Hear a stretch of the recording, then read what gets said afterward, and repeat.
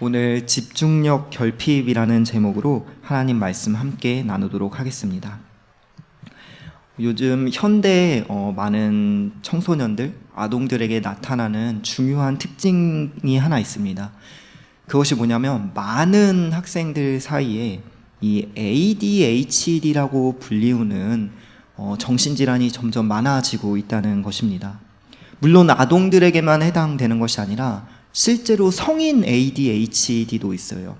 이 ADHD가 뭐냐면 흔히 학적으로 주의력 결핍 및 과잉 행동, 충동 조절 장애 이렇게 장황하게 어렵게 설명을 했는데 이 ADHD의 약자를 그냥 요약하면은 오늘 설교 제목처럼 집중력 결핍, 집중 못하는 아이들, 쉽게 흥분하는 아이들 이렇게 우리가 이해하면 됩니다. 아동에서부터 성인에 이르기까지 이 ADHD라는 질환이요 굉장히 현대인들에게 많이 나타나고 있습니다. 그래서 쭉 학생들을 어디 학원에서나 어린이집이나 이런 데서 이야기를 들어보면 옛날에는 무슨 전교에 이제 한두 명이 이렇게 집중을 못하고 목자 없는 양같이 막 돌아다니는 그런 애들이 한두 명이었다면 지금은 한 클래스에 한 명꼴로, 두 명꼴로 점점 더 많아지는 추세라는 것이죠. 이것에 대해서 전문의들이 어떻게 하면 ADHD에 걸리는지 그 원인을 끊임없이 분석을 했습니다. 여러 가지 요인들이 있더라고요. 어느 것 하나다라고 정의하지 못하고 여러 가지 요인이 있는데요. 그 중에 대표적으로 유전적인 요인도 있고요. 또 다른 요인으로 이 현대인의 식습관이 변화하다 보니까 어떤 환경 호르몬이라든지 여러 가지 이런 호르몬의 변화로 인해서 이제 뇌가 손상을 입는다는 것이죠. 집중을 못하게 만든다는 것이죠. 식습관뿐만 아니라 실제로 현대의 음주나 흡연과 같은 이런 독소들이 많기 때문에 나도 모르는 사이에 이런 뇌 세포가 상할 수 있다는 것이고요. 특별히 이 시대에 ADHD 증상이 많아지는 것을 볼 때 사회 문화적인 요인도 이제 배제할 수 없다고 전문의들이 지적을 합니다. 사회 문화적인 요소는 무엇이냐면요. 지금 우리가 조금만 세상을 돌아보더라도 이 경쟁 체제가 굉장히 심합니다. 굉장히 이제 성과주의적이고 무한 경쟁 체제고 이 업적주의, 이런 성과물주의 이런 게 만연하다 보니까 예를 들어 나의 자녀에게 나도 모르는 사이에 그 영향력을 계속 준다는 것이죠. 그래서 아직 얘가 한글도 못 될 나이인데도 과도하게 영어 교육을 시킨다든지 밥상에서 이 젓가락질을 아직 할 나이가 아닌데도 계속 가르친다든지 이러한 세상의 업적주의, 성과주의가 계속 자녀들에게 흘러 들어가게 되면은 극도로 스트레스를 받고 이게 잘못될 수 있다는 거예요. ADHD라는 정신적인 질환에 걸릴 수 있다는 것이죠. 이 질환에 걸리게 되면요 집중하기가 어려워집니다. 원하지 않는데 학원에서도 보면은 애가 땀방울을 송골송골 흘려도 가만히 있질 못해요. 자기도 가만히 있고 싶은데 이 집중할 수가 없고 여기저기 뛰어다니는 아이들, 그런 아이들 보면 참 마음이 안타까움을 느낍니다. 오늘 이 ADHD 이야기로 설교 말씀을 여러분들에게 시작하는 이유가 무엇이냐면요. 이 ADHD에 걸리면 집중을 못하는 것처럼 우리가 영적인 ADHD에 걸릴 수가 있는데 그렇게 되면은 우리는 하나님께 집중을 할 수 없다는 사실을 우리가 이 원리를 기억해야 한다는 것입니다. 우리가 오늘 본문 말씀 21장 3절 말씀 보니까 베드로가 이렇게 이야기를 하는 장면이 있어요. 시몬 베드로가 나는 물고기 잡으러 가노라 하니 제자들이 그들도 우리도 함께 가겠다 하고, 오늘 시몬 베드로가요 이 예수님이 십자가에 못 박히자마자 불안해지기 시작하는 거예요. 어떤 나에게 성과가 없고 업적이 없고 지금까지 3년의 공생의 시간에 나는 물고기를 잡아놓은 게 없다. 무한 경쟁 체제 속에서 이거 어쩌면 내가 밀리겠다. 불안함이 엄습했을 때 베드로가 제자들을 다 모아놓고 뭐라고 하냐면 난 이제라도 물고기 잡으러 갈 거야. 이 물고기에 집착하기 시작합니다. 무한 경쟁 체제 속에서 난 지금이라도 물고기 빨리 나는 잡을 거야 라고 이야기합니다. 그러니까 4절 말씀에 중요한 현상이 나타나는데 우리가 4절 말씀 함께 같이 읽어보도록 하겠습니다. 4절 시작. 날이 새어갈 때 예수께서 바닷가에 서셨으나 제자들이 예수이신 줄 알지 못하는지라. 아멘.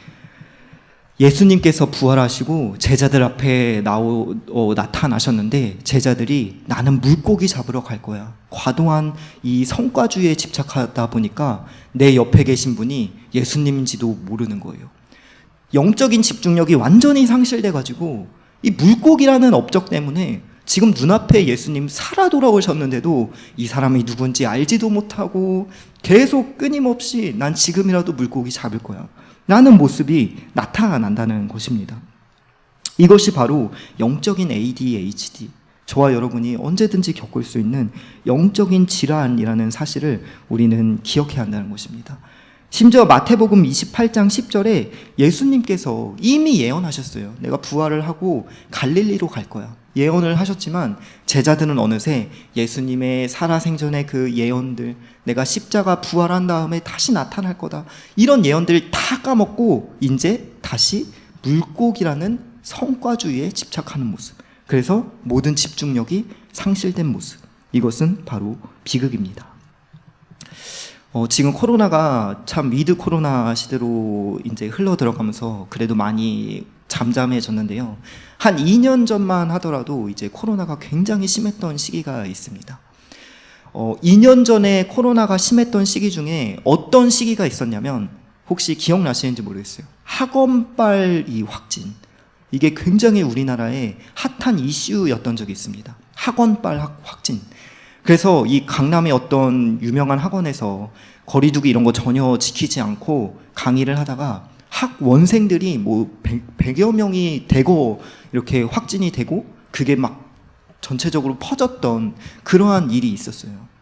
그때 당시 우리나라의 학원들이 전부 다 문 닫기 시작했습니다. 그런데 제가 그때 제 주 이 잡이 제가 학원 선생님이었어요. 하필 그때 제가 이렇게 학원에서 근무를 하고 있었는데 학원발 확진이 이제 확산되기 시작하니까 저희 원장 선생님께서 학원을 감당할 수가 없는 거예요. 당장 건물세도 내야 되지, 뭐 학원 유지가 안 되니까 문 닫기 직전에 선생님들에게 부탁을 하셨어요. 어떻게든 내가 이거 버텨볼 테니까 선생님들 혹시 죄송한데 무급 휴가를 좀 가주실 수 없겠냐고. 언제가 될지 모르지만, 언제 다시 올 수 있을지 모르지만 조금이라도 무급 휴가를 좀 가지시면 안 되겠냐고 원장 선생님이 부탁을 하는데, 선생님들이 당연히 동의를 하죠. 원생들 한 명도 못 나오는데. 그때 당시만 하더라도 강남에 막 진짜 유명한 학원 아니고서야 무슨 중회인이 무슨 화상 강인이 이런 거 별로 없었습니다. 전 그런 강사도 아닐 뿐더러 일반 수원 지역에 그런 인터넷 강의도 없고 그냥 무조건 실직을 해야 되는 거예요, 학원 선생님들은. 그래서 제가 이제 반강제로 울며 겨자 먹기로 백수 생활이 시작이 되었어요. 근데 문제는 무엇이냐면은 학원만 힘든 것이 아니라 그때 당시에 뭐 어떤 모든 직장들도 완전히 힘들어지고 너나 할 것 없이 가게들 경제적으로 완전히 침체되기 시작했습니다. 하나둘 다 망해가기 시작하는 거예요. 곳곳마다 임대 건물 다 내놓고 경제가 어려워지고. 그래서 저희 어머니께서도 오래 근무하시던 직장이 있는데 거기서 잘리셨어요. 어떻게 보면 그 직장이 그냥 망한 거죠. 그러한 상황 가운데서 연세는 있으시니까 재취업을 해야 되는데 뭐 사무직을 가겠어요? 어딜 가겠어요? 이제 뭐 마트 계산원이라든지 식당 일이라든지 이런 일을 하셔야 되는데 그 어려운 경제 상황 속에서 재취업하기는 쉽지 않고, 졸지에 집안에 식구가 2명인데 둘 다 실업자가 돼서 백수 생활이 시작되는 거예요. 둘이서 하루 24시간이 얼마나 긴지, 이 코로나에 나가지도 못하고 이 집안에 있는 게 얼마나 우울한지 그런 생활이 시작되었습니다. 근데 제 목 끝까지 차오르는 말이 있었어요. 이제 재취업을 하셔야 되고 저도 계속 불안하고 뭐가 없으니까. 그래서 제가 목 끝까지 차오르는 말이 있었는데 그 말이 무엇이었냐면, 제가 어머니한테 엄마 주말에 대부분 식당이나 이런 뭐 마트나 주말 매출이 주중 매출보다 3배, 4배가 훨씬 더 큰데 코로나 기간 동안만이라도 주말에 근무하세요. 교회는 수요일에 드리세요. 이 말이 제가 했다는 거가 아닙니다. 오해하지 마시고. 이 말이 턱끝까지 차올라요. 너무 불안하니까 제가 신학을 7년을 공부하고 나름 모범적으로 공부했다고 생각을 하는데도 이 현실적인 어려움 앞에 물고기가 전혀 없어지는 이 현실적인 상황 앞에 신학을 7년 동안 했던 전도사 입수를 해서도 엄마 주말에 그냥 취업하세요. 주말에 그냥 교회는 나중에 좀 우리 좀 삶이 편해지면 그때 주말에 다니시고 당분간 수요 예배 드리세요. 막 이 말이 목 끝까지 차올라요.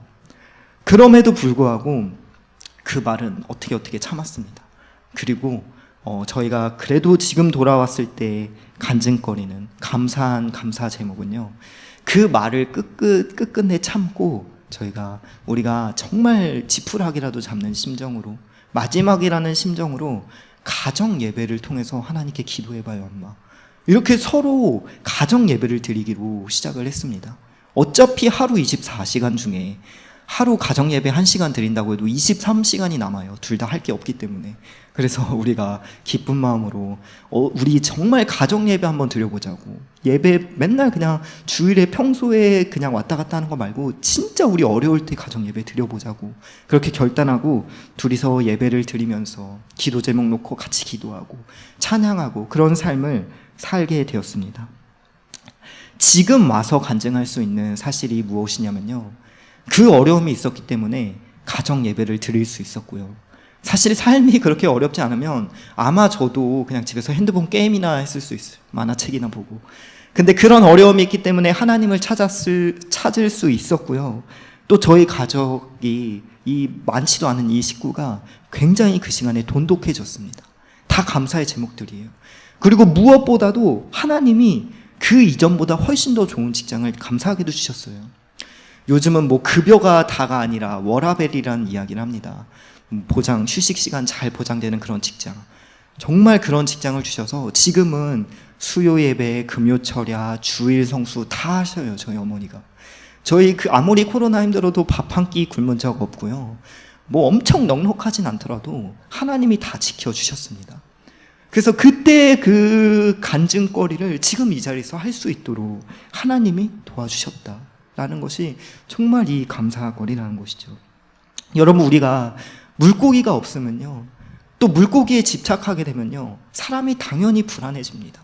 사람이 당연히 공고해지고 삶이 어려워집니다. 그러나 그 어려움 가운데 그 어려움이 극심해지면은 집중력을 상실해서 내 옆에 계시는 부활의 하나님을 외면하게 될 수도 있고요. 삶이 더 곤고해지고 삶이 더 어려워질 수 있다는 것이죠. 그러나 우리가 그 순간 가운데 그럼에도 불구하고 나와 함께 계시는 주님, 그분께 다시 한번 믿음을 선택하고 믿음의 길로, 기도의 길로 붙들리게 된다면 하나님 분명히 도와주십니다.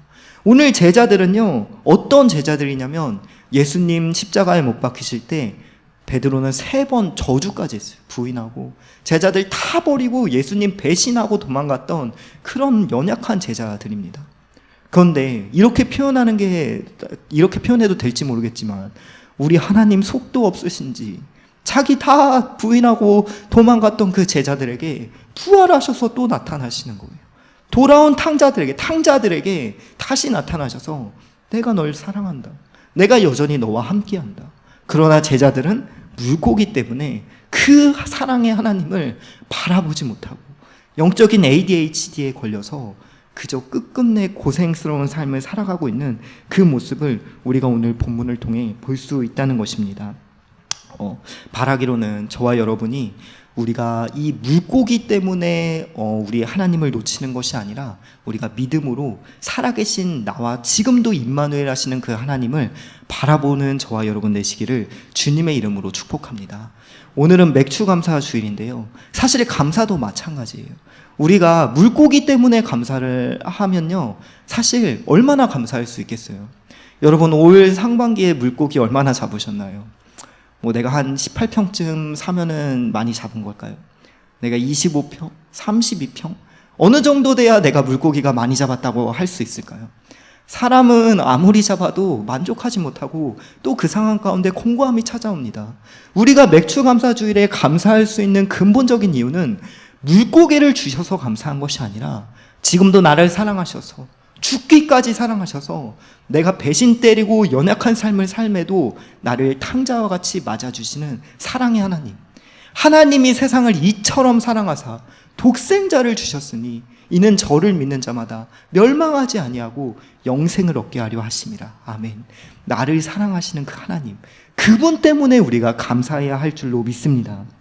우리가 읽진 않았는데요, 21장 15절에서 17절 말씀 보니까 예수님께서 베드로에게 3번 질문하세요.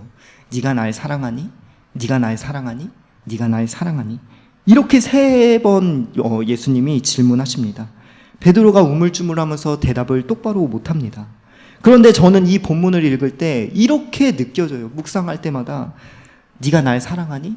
나는 널 이렇게 사랑하는데 너도 날 사랑하니? 나는 널 죽기까지 사랑하는데 너도 날 사랑하니? 나는 네가 날 부인하고 떠나갔어도 널 이렇게 사랑하는데 너도 날 사랑하니? 이 현대를 살고 있는 베드로들은요, 감히 대답을 못하는 거예요. 주님만이 아시잖아요. 죄송합니다. 주님만이 아시잖아요. 우리 주님께서는 돌아온 탕자들을 끊임없이 사랑하고 또 나도 사랑하는데 너도 사랑하니? 우리에게 질문하시면서 우리와 동행하시는 아버지 하나님이 되신다는 사실을 믿으시기를 주님의 이름으로 축복합니다. 우리가 또 한 가지 더 살펴보기 원하는데요, 기본적으로 오늘 우리가 읽었던 요한복음 21장은 제자들이 예수님이 십자가에 못 박히시자마자 어쩌면 일종의 실업자들이 다 되었어요. 이들은 인생에 있어서 재취업해야 합니다. 재기해야 합니다. 실패를 경험했습니다. 자기 힘으로 물고기 한 마리도 못 낚았습니다. 그런데 우리가 이 인생의 어려움 앞에, 인생을 재기해야 하는 상황 앞에 중요한 그 방법이 있다는 것을 오늘 본문을 통해 한 가지 볼 수가 있는데요, 우리가 5절 말씀 함께 읽기 원합니다. 5절 말씀 한번 읽어볼게요. 시작. 예수께서 이르시되 얘들아 너희에게 고기가 있느냐? 대답하되 없나이다. 아멘.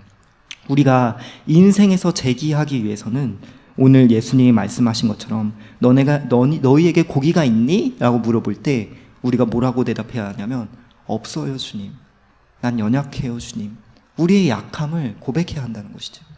여러분, 세상에서 재취업하려면 나의 스펙을 고백해야 합니다. 나의 잘남을 드러내야 되고 나의 나된 것을 드러내야 합니다. 세상의 법칙은 그렇습니다. 그러나 하나님께서는 그런 세상의 법칙을 따라가는 것이 아니라 하나님 앞에 우리의 연약함을, 우리의 입술을 들어서 난 없습니다. 난 부족합니다. 잡은 거 없습니다. 이렇게 고백하길 원하세요. 사실 이 질문 앞에서 제자들이 기분이 나쁠 수도 있어요. 딱 봐도 이 그물에 물고기 한 마리도 없어 보일 텐데, 이 뻔히 한 마리도 못 잡은 거 알 텐데 모르는 사람이 갑자기 쓰고 와가지고 니네 물고기 몇 마리 잡았어? 질문하는 거예요. 자존심이 센 사람들은 네가 물질을 아냐고, 물어봐서 뭐 할 거냐고 이러고 도망갈 수도 있습니다. 그런데 아마 제자들은 무엇인가 깨달았던 것 같아요. 이분이 선지자이다. 이분이 나를 구원하실 것 같다. 그래서 제자들이 뭐라고 하죠? 한 마리도 못 잡았어요. 솔직하게 고백하는 것입니다. 그때 예수님의 말씀을 의지해서 6절 말씀 보니까 물고기 151마리가 이제 잡히는 장면이 그 이후에 나타납니다. 여러분, 마가복음 10장에 소경 바디메오라는 인물이 등장합니다. 이 바디메오 소경이 다윗의 자손이요 나를 불쌍히 여기소서 소리 지르기 시작합니다. 그런데 예수님이 다가오셔서 짓궂은 질문을 또 하세요. 네가 무엇을 하기를 원하느냐? 내가 무엇을 해주길 원하느냐? 소경한테 오셔서 예수님이 그런 질문을 합니다. 아니 당연히 맹인이 도와주세요라고 하면은 눈을 뜨게 해주는 것이 당연한 이치일 텐데 주님이 오셔서 뻔히 물어보는 거예요. 그때 소경 바디메오가 눈을 띄워주십시오 라고 했을 때 예수님이 뭐라 하시죠? 네 믿음대로 될지어다. 네 믿음대로 될지어다. 아멘. 오늘 주님께서 우리에게 다가오셔서 인생의 실패와 고난을 겪고 있는 성도들에게 동일하게 지금 너 어떠니? 지금 너의 상태가 어떠니? 질문하신다는 거예요. 그때 우리가 인생에서 온전하게 재기하기 위해서는 나의 스펙을 고백하는 것이 아니라 내가 주님이 필요합니다. 나의 약함을 주님한테 고백할 때 우리 주님은 그 믿음대로 역사해 주실 줄로 믿습니다. 신앙이 무너지는 현장 가운데는 반드시 기도의 부재가 있습니다. 우리의 약함을 고백하는 기도의 부재가 있다는 거예요. 하나님께 전혀 우리의 약점을 드러내지 않는 그 기도의 부재가 있다는 것이죠. 그러나 우리가 우리의 연약함을 우리 주님 모르시는 거 사실 아니거든요. 우리의 머리카락 개수까지도 다 아시는 분이거든요.